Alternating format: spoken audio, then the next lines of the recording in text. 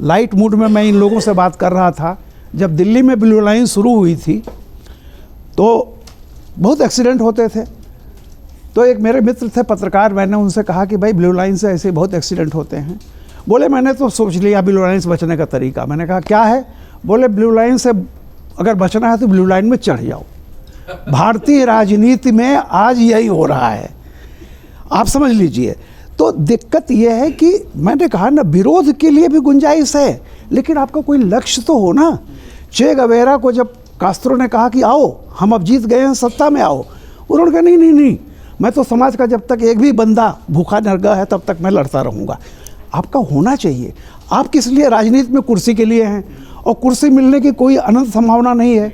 19 छोड़िए, 24 छोड़िए, उसके आगे भी कोई संभावना हो तो रह सकते हैं। नतीजा क्या हो रहा है कि लोग भाग भाग कोई ब्लू लाइन वाली स्थिति है। और 2 लाइनें अज्ञे जी की हैं जो मैं कह रहा हूँ। एक ये है कि जीवन कितना आसान होता है जब कोई विकल्प नहीं होता। आज की तारीख में राजनीतिक विकल्प सिर्फ बीजेपी है। दूसरा, राजमार्ग पर चलने वाले रास्ता नहीं चुनते हैं, और रास्ता उन्हें खुद चुनता है। यहाँ इच्छा उच्छा की बात नहीं है। तो ये मैं तो साफ कर रहा हूँ कि ये जो चीज़ें हैं 2024-19 नहीं है।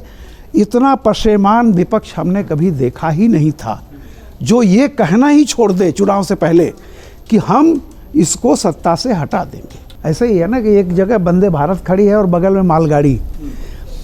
अब वंदे भारत में लोग चढ़ रहे हैं। अब आप कहिए कुछ लोगों से कि भैया तुम भी चलो मालगाड़ी में चलते हैं, तो सवाल है कितने लोग मालगाड़ी में खड़े होकर यात्रा करेंगे? दिक्कत ये भी होती। चलिए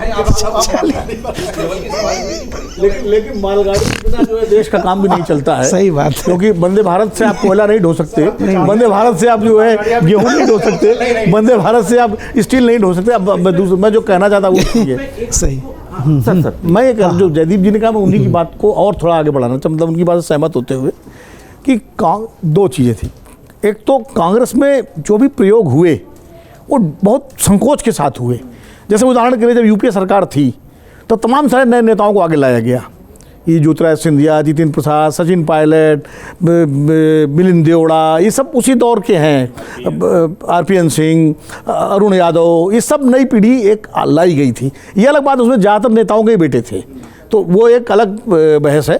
लेकिन लाए गए लोग, मीनाक्षी नटराजन, तमाम सारे लोग लाए। एक गैलेक्सी ऑफ लीडर्स सामने दिखाई पड़ी। तो और सत्ता जब होती है तो वो चमक सत्ता की दिखाई पड़ती है। और अगर आप ये वीडियो YouTube पर देख रहे हैं तो हमारे चैनल को सब्सक्राइब करें और बेल आइकन को दबाना ना भूलें। अगर आप Facebook पर ये वीडियो देख रहे हैं तो हमारे पेज को लाइक करें।